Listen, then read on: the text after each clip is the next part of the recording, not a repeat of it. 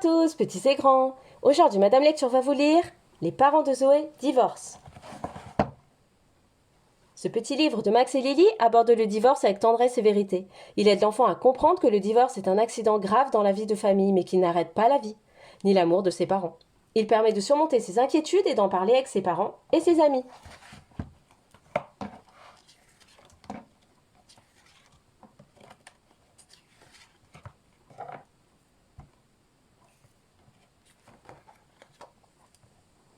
Je veux m'en aller, je ne veux plus qu'il me trouve.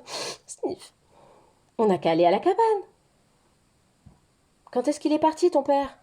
Bouh, ce matin. Mais tu le savais que tes parents allaient divorcer?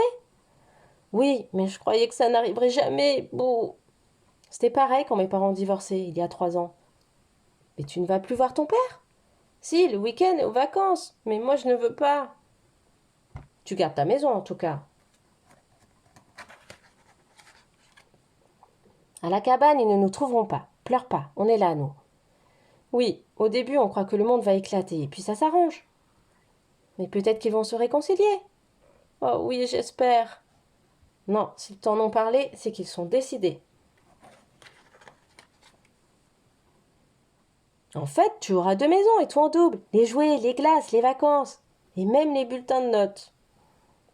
Ne t'en fais pas, tu n'es pas la première à qui ça arrive. Il faut en parler à la maîtresse, elle sera plus sympa. Crac. C'est ton frère. Max, arrête de nous espionner, on n'a pas envie de jouer.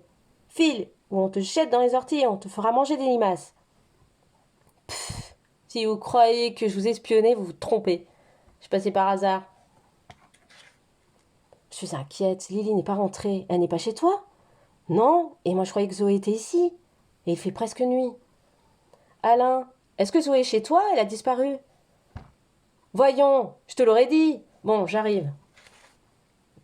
Un peu plus tard. Ah, Alain, bonjour. Ah, tu vois bien que tu es incapable de t'occuper de ta fille. Je te signale que Zoé est aussi ta fille. Peut-être, mais quand je suis là, elle ne disparaît pas. Je crois que je sais où elles sont. Tu ne pouvais pas le dire plus tôt. Oh, tes parents avec Max et ma mère. C'est Max qui nous a trahis. Zoé, tu nous as fait peur. C'est bien fait pour vous. Je ne veux plus vous voir.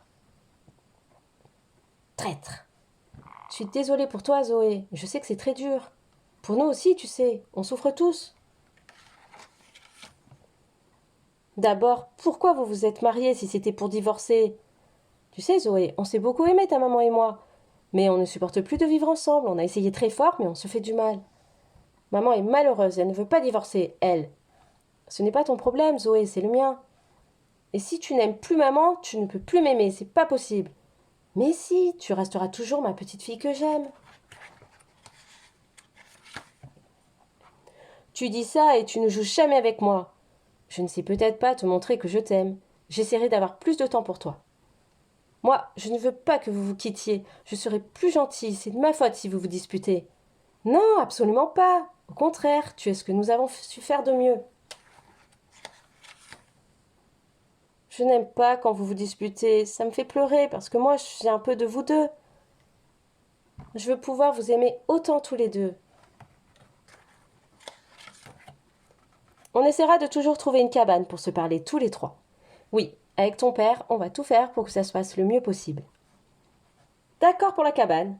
Bon, j'y vais. Je ne peux pas faire trop attendre mes copines. Alors, à samedi. Je t'emmène avec Lily et Sarah au cinéma. Smack, smack. Et on ira prendre une glace.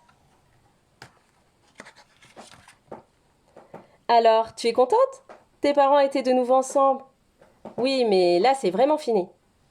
Ça va? Enfin, s'ils arrivent à se parler, ça va.